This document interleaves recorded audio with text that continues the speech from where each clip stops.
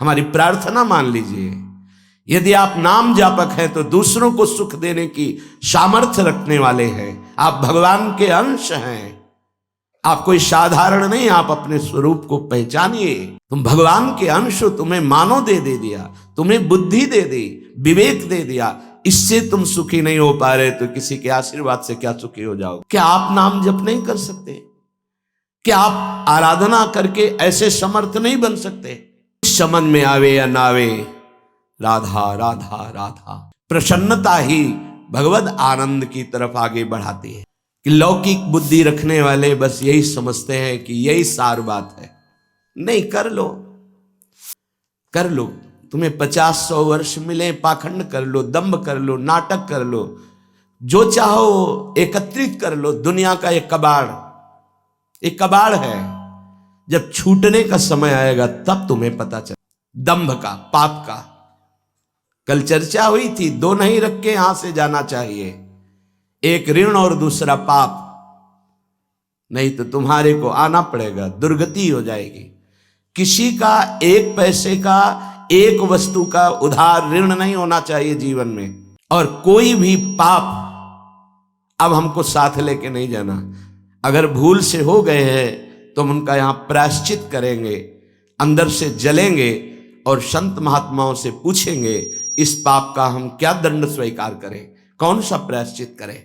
वो जो आदेश करें बिना किसी प्रश्न के, संशय के उसे स्वीकार कर लो, पाप नष्ट हो जाएगा।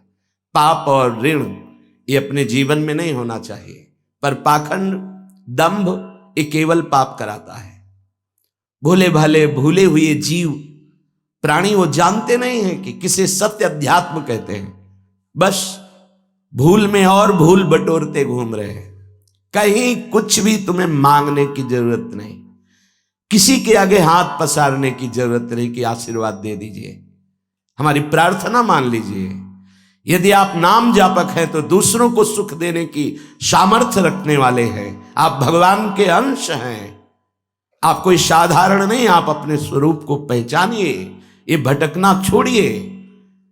आप परम स्वतंत्र भगवान के अंश हैं। आप परम स्वतंत्र हैं। ये माया आपको जो बांधे हुए है, इसी से मुक्त होने के लिए, इसी भ्रम को मिटाने के लिए हमें मानव देह मिला है।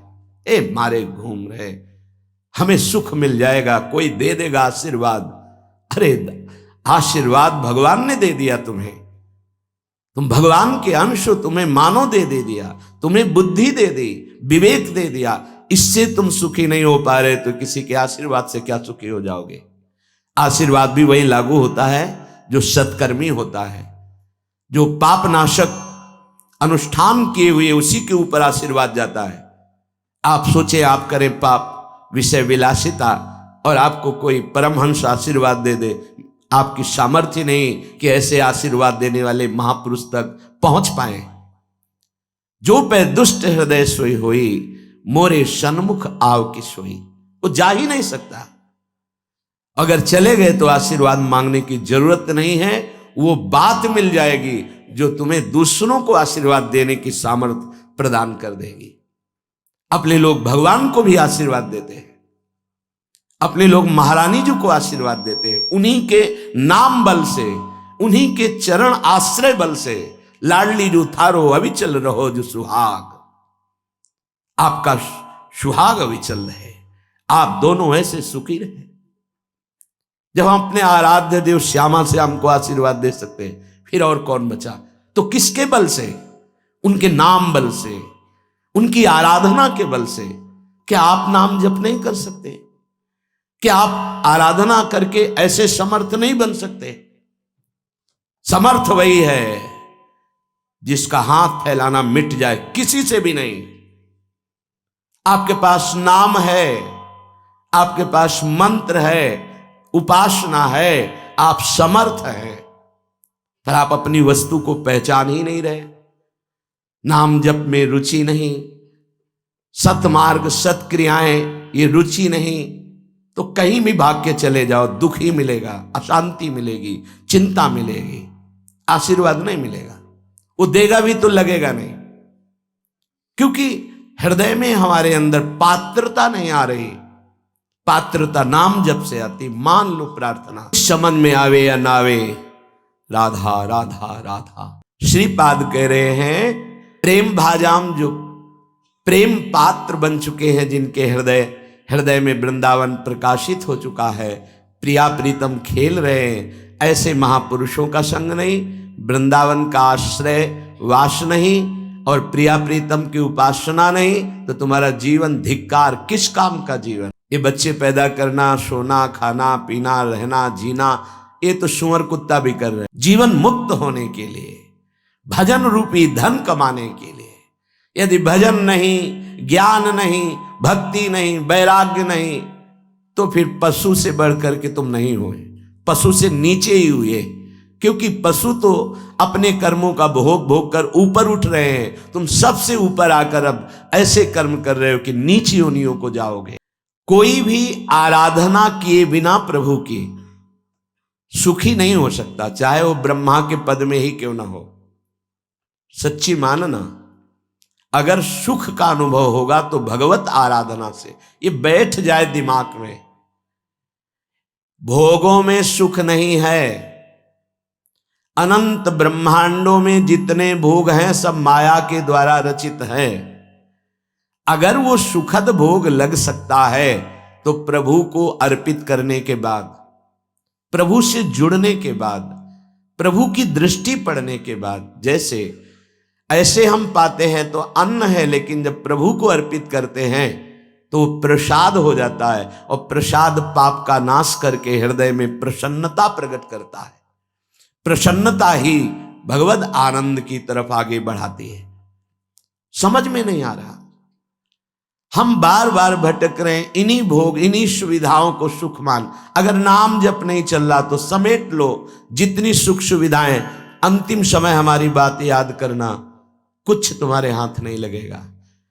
अब भी देख लो, कोई 20 का है, कोई 50 का, कोई 40 का, 30 का, इतना समय व्यतीत हो गया, क्या है तुम्हारे पास जो यहां से ले चलोगे? और कौन सी अनुभूति है जिसमें तुम तृप्ति का अनुभव कर रहे हो कि मुझे ये मिला, मैं तृप्त हो गया? कुछ नहीं, जीरो पे जीरो हो। वही वासना, वही मांग, वही चिंता, वही शोक, वही भय, वही कामना। देखो ना, अंदर देखो, संतोष, शांति, निर्भयता, निश्चिंतता, निशोकता, परमानंद एक भी है नहीं, वो बिना भगवत आराधना के नहीं। श्रीपाद तो हे राधा नागर अर्थात प्रिया प्रीतम, जीवन आपको समर्पित है तो अंतिम श्वास में आप चूक मत करना। यदि जीते जी मैं आपके योग्य नहीं हुआ, आपने दर्शन नहीं दिए, आप नहीं मिले, चलेगा। क्यों? क्योंकि नाम आपका है ना, नाम के सहारे जी लेंगे हम आपकी लीला गुण गायन करके जी लेंगे, आपके प्रेमी जनों के संग से, आपके चरणारविंद के अनुराग रंग में हम जी लेंगे। पर अंतिम समय आप, बहुत सुंदर बात भक्तों ने मांगा भी है, कह रहे हैं कि अंतिम समय आप मेरे हृदय में स्फुरित हो जाए। जब मैं शरीर छोड़ रहा हूं उस समय केवल प्रिया प्रीतम। निश्चित निश्चित ये हमारा विश्वास, हमारा हृदय इस बात को पक्का करता है कि जैसे भी बने हम लगे रहे हैं जीवन भर प्रभु के चरणों में, तो अंतिम में प्रभु फिर अपनी कृपा विशेष करते हैं। उस उपासक के हृदय में प्रभु स्फुरित हो जाते हैं, स्मरण रूप में या रूप रूप में स्फुरित हो जाते हैं। यदि जीवन में किसी महात्मा का संग रहा है, श्री प्रिया प्रीतम की किंचन मात्र आराधना बनी है, धाम आदि भगवत पुरियों का, धामों का तीर्थाटन, अवगाहन थोड़ा भी वास हुआ है, वो अंदर से आश्रय प्रभु का रहा है, तो अंतिम समय उसके भगवान पधारते हैं। निश्चित ये हमारा विश्वास कहता है, क्योंकि अंतिम गति ही परमपद या अगला जन्म या दुर्गति, अंतिम क्षण जो होता है वो महामहिम माना जाता है। कहते आपके विश्वास से क्या प्रमाण क्या है? तो अजामिल संध्या करने वाला, शास्त्र स्वाध्याय करने वाला, धर्माचरण परायण और बुजुर्गों की, गुरुजनों की सेवा करने वाला था। उस सेवा के लिए ही जंगल में समिधा लेने गया था। वहां व्यभिचार परायण वैश्या और व्यक्ति को देखा, कामांध हो गया। एक दृश्य ने उसे पूरे जीवन को बर्बाद कर दिया। तो अंतिम समय में जब वृद्धावस्था की सीमा चल रही थी कि उस समय संतान का योग था ही नहीं, पर संत जन आए और उन्होंने कहा कि अब जो संतान होगी उसका नाम नारायण रखना। अत्यंत आसक्ति छोटे पुत्र में होने के कारण मरने के समय वो उसे बुला रहा था, नारायण नारायण। तो शायद वो आवाज वहां तक ना पहुंची हो, पर नारायण के पार्षद आ गए और उसको परम पद मिला। ये घटना क्यों घटी? क्योंकि धर्मात्मा था, वो अच्छे आचरण करने वाला था। कुसंग से भ्रष्ट हो गया तो क्या हुआ? हरि ने अंतिम संभाल दिया। तो जो अपने जीवन में प्रयासरत है कि नाम जप करूं, जीवन में प्रयासरत है कि हमसे कोई पापाचरण ना हो जाए, जीवन मेरे जीवन धन प्रभु के लिए है, तो ये हमारा विश्वास है अंतिम उसका बहुत मंगलमय होगा। जो जीवन में मनमानी आचरण करता है, पापाचरण करता है, ढेर सारी वैभव समेट लिया, पर मरोगे तो कुछ साथ नहीं जाएगा। वो अंतिम समय जो तुम्हारी दुर्गति होनी वही तुम्हारे दिमाग में आ जाएगा और तुम उसी को प्राप्त हो। श्रीपाद मांग रहे हैं प्रियालाल से, हन्मम राधा नागर चरणम मरणे पिनैव विस्मरतु। जीवन भर आपकी आराधना की, अब अंतिम समय जब मेरा मरने का आवे तो हे प्रिया प्रीतम आप स्फुरित हो जाए, आपके चरणारविंद हमारे हृदय में स्फुरित हो जाए। अब ऐसे कड़वे संसार में जन्म ना हो जहां केवल छल है, कपट है, धोखा है, जहां सत्य का किंचन मात्र लेश भी व्यवहार में नहीं है। तत्व तो सत्य विराजमान है पर उसका परिचय नहीं। असत माया का खेल चल रहा, नहीं जन्मना ऐसे संसार में। हमें आपकी प्राप्ति करनी है। माना कि मेरे में सामर्थ्य नहीं, पर अंतिम समय आपसे प्रार्थना है आप हमारे हृदय में स्फुरित होना। और हे वृंदावन, आप मुझे ऐसी सामर्थ्य देना कि भारी दुख का समय हो अंतिम, तो भी मैं आपके धाम से अपने शरीर को बाहर न जाने दूं। ये बड़ी बात है। एक क्षण के लिए भी मैं कभी अंतिम चेष्टा में, जब मेरा शरीर भारी पीड़ा में हो, यहां से जब जाना होता है, जिनका आखिरी जन्म होता है, तो बहुत कुछ हमारी गंदगी जमा है जन्म जन्मांतरों की, वो बहुत शीघ्र भोगवाई जाती थोड़ा थोड़ा करके। तो देखा जाता है कि बड़े महापुरुष भी अंतिम समय बहुत ही विकराल परिस्थिति आ जाती है। उस समय भागना नहीं है औषधि के लिए, नहीं, ये धैर्य उपासक के अंदर ही होता है। पास में ही राधा टीला है, अभी कुछ ही वर्षों पहले की बात है। यहां के पूज्य जो महंत जी थे, बड़े ही कुंज बिहारी श्री हरिदास चरणारविंद के अनुरागी थे। रामकृष्ण मिशन में गए, परेशानियां बढ़ रही थी।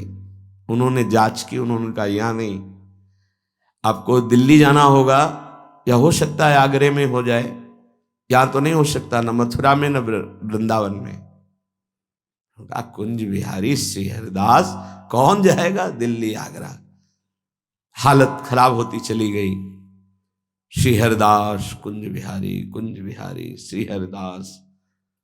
सबसे कहा कि स्वामी जी बुला रहे हैं हमें, जल्दी तैयारी करो जल्दी। ये अभी कुछ वर्षों की बात है, ये अपने सामने की बात कह रहे।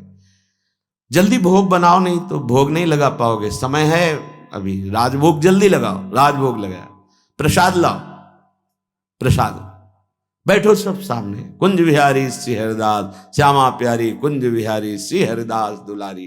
कीर्तन शुरू हुआ, कोई समझ नहीं पा रहा क्या कह रहे, बस खून की उल्टी हुई, बोले स्वामी जी बुला रहे, चले गए। ये है जीवन भर की आराधना का स्वरूप। अंतिम लीला बड़ी विचित्र होती, उस समय आराध्य देव ही संभालते हैं। पूज्य श्री उड़िया बाबा बैठे हुए हैं, इधर प्रभुदत्त ब्रह्मचारी जी की कथा नीचे बैठ करके एक संत सुना रहे हैं, हजारों की संख्या में सभा भरी। बाबा ने कहा आज यहां स्मशान होगा। अचानक कौन समझ पावे महापुरुषों के, आज यहां स्मशान होगा। आज हम पहले 2 श्लोकों की व्याख्या करते हैं। जिसका जन्म होता है उसकी मृत्यु निश्चित होती है। आत्मस्वरूप जन्मा है, उसकी कभी मृत्यु नहीं होती। धैर्यवान कभी मृत्यु से विचलित नहीं। कोई समझ ही नहीं पा रहा कि बाबा आज बेप्रसंग की चर्चा कैसे कर रहे हैं। अच्छा तो सब सुनो, जो चर्चा हो रही सुनो। प्रभुदत्त ब्रह्मचारी जी की भागवत, ओम शांत बैठ गए। आखिरी ओम बाबा का था। इतने में वही आश्रम में रहने वाला एक कुछ विक्षिप्त टाइप का, क्या भगवान दास कुछ ऐसे ही नाम था, वो आया, कहने लगा लाओ हम चंवर डुलाएंगे। तो ऐसे अनाधिकारी पुरुष थोड़ी महापुरुषों की सेवा में लग जाते, नहीं तुम हटो। क्योंकि सुलझा हुआ विवेकवान पुरुष ही महापुरुषों की सेवा में। उसको गुस्सा आया, गया तो चारा काटने वाला गड़ासा कहां से कैसे व्यवस्था किए था, काल पहले से कंबल में ऐसे छुपा के आया और इतनी रफ्तार से बाबा की चांद पे ऐसे खुले हुए ऐसे मारा 6-6 इंच गड़ासा, और ऐसे फव्वारा जैसे खून के ऐसे उठते। किसी को समझ में नहीं आया। सामने एक बूढ़ी माई थी, दौड़ के गई, लिपट गई, 5-6 गड़ासे मार चुके थे। अब कोई समझ ही नहीं पाया कि मतलब हो क्या रहा। काल का खेल देखो, वो सब आसपास, मतलब सब ऐसे ही। तत्काल माई ने, बूढ़ी माई ने उसको वश में किया। बूढ़ी माई ने, सब लोग उसको, फिर जो लीला, बाबा को एक इंजेक्शन लगाया गया कि अंतिम समय वो चेतना जागृत। ओम, बस क्या पूरे जीवन तप ज्ञान की मूर्ति, अंतिम लीला कैसे जा रहे हैं। पूरे जीवन मां मां मां पुकारते हुए रामकृष्ण पर, अंतिम गले में कैंसर, विविध प्रकार की पीड़ाएं, ऐसी महाभाव दशा में पूज्य भाई जी अंतिम समय में, जिनका आखिरी जन्म होता है बड़ा, तो उसी लिए ये ब्रह्मबोध संपन्न महापुरुष हैं, जीवन मुक्त महापुरुष हैं, प्रेमी महापुरुष हैं। क्या इनकी महिमा वर्णन करे, पर ये हमारे लिए कह रहे हैं, हम सबके लिए। क्योंकि ये जो मांग रहे हैं ये तो प्राप्त है इनको, हर समय लीला में प्रवेश है इनका। इनको श्यामा श्याम की आखिरी दर्शन की आकांक्षा नहीं, क्योंकि इनकी आखिरी जीते जी हो गई। शरीर राग मुक्त भाव दे से अपने प्रिया प्रीतम के पास कोई आवश्यकता इस बात की मांगने की नहीं है। ये अपने लोगों के लिए कह रहे हैं कि हमें प्रार्थना करनी कि मुझे पता नहीं है कब मेरा अंतिम समय हो। हे प्रियालाल, ये हम बहुत बड़े महापुरुष की बात कह रहे हैं जो बहुत साधन परायण थे। काशी में मुझे बहुत आश्चर्य हुआ, ऐसे सब संत महात्मा घेरे हुए हैं, मध्य में वो लेटे हुए हैं।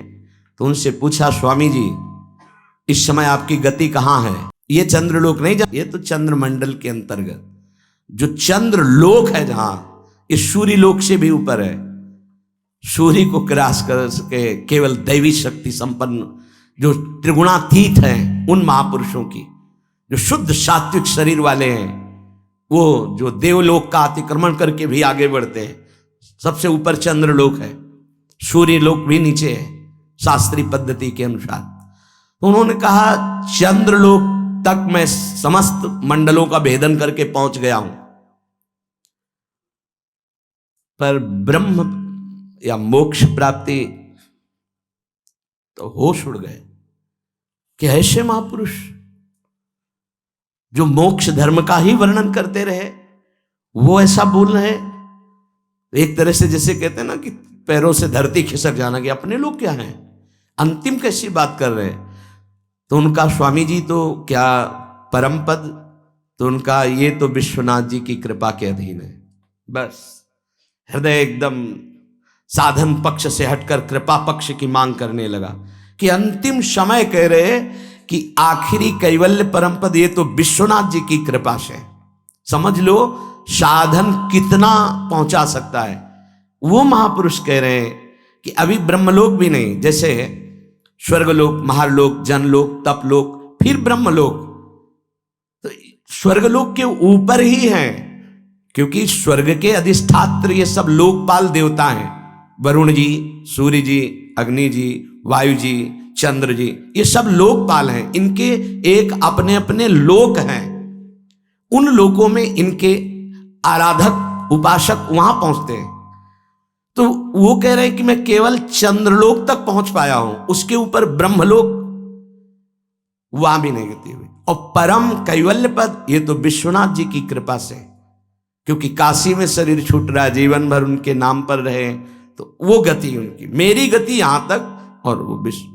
तब ये समझ में आया कि आखिरी बात तो कृपा ही है। कि तभी लिखा है ध्यान मूलम गुरु मूर्ति, पूजा मूलम गुरु पदम, मंत्र मूलम गुरु वाक्यम, मोक्ष मूलम गुरु कृपा। महादेव गुरुदेव हैं, श्री जी गुरुदेव हैं, इन्हीं की कृपा से ही मोक्ष मूलम। तभी आजीवन आराधना करते रहते हैं, यही मांग रहे हैं। तनुरपि न विपत कोटिषु जीवन वृंदावनम क्षणम त्यजतु। बाबा को श्री जी लाई थी वृंदावन, उड़िया बाबा को। कई दिन से भूखे थे, एकांत में ब्रह्म चिंतन में बैठे हुए थे, शरीर भूखा था। पहुंच गए लाडली लाल बच्चे के रूप में संध्या काल के बाद। और बाबा मैया ने कहा है कि कोई संत भूखे बैठे हैं, रोटी पाएगा। रात होने वाली इस समय तो रोटी, दूध ले आवे, हाँ ले आओ, साथ में एक रोटी भी, एक ले आओ ले आओ। इतना मृदुल स्वभाव, इतना प्यार, इतने छोटे स्वरूप बच्चे। बाबा आश्चर्यचकित हो रहे थे कि संध्या हो रही, इस समय बच्चे बड़ा ऐसे, पहले कांसे का लोटा चलता, उसमें पका हुआ दूध, एक रोटी पाई, एक और दूध पिया, एक परमानंद की अनुभूति, विशेष उनके हृदय में अद्भुत आनंद। फिर एकदम चिंतन किया कि यहां कौन सा गांव नजदीक है। तो विरक्त महापुरुष उठे, काफी दूर खोजते, एक व्यक्ति मिला, बोले हाँ गांव नजदीक कोई है? बोले 10 किलोमीटर आसपास कोई गांव नहीं। अच्छा ठीक है। बैठे एकांत में आकर जो चिंतन किया तो देखा प्रिया प्रीतम। बोले ठीक है, अब आपका बुलावा आ रहा है तो हम आ रहे हैं आजीवन वृंदावन के लिए। देखो अंतिम यही लीलापूर्ण, बड़े करुणा में खींच लेते हैं, आओ खींच लेते हैं। तुम्हारा पवित्र हृदय हो गया है, बहुत तप किया है, आओ मैं तुम्हें परम पद प्रदान करती हूं। बड़े कृपालु श्री प्रियालाल। एक चीज ध्यान रखनी है, तनुरपि न विपत कोटिषु, करोड़ों प्रकार के संकट आ जाए तो भी छोड़ना नहीं, ये अंतिम बन जाएगा। जिनको अखंड वृंदावन वास मिल गया है सावधान होकर सुने, और जिनको नहीं मिला है तो आश्रय ले लें।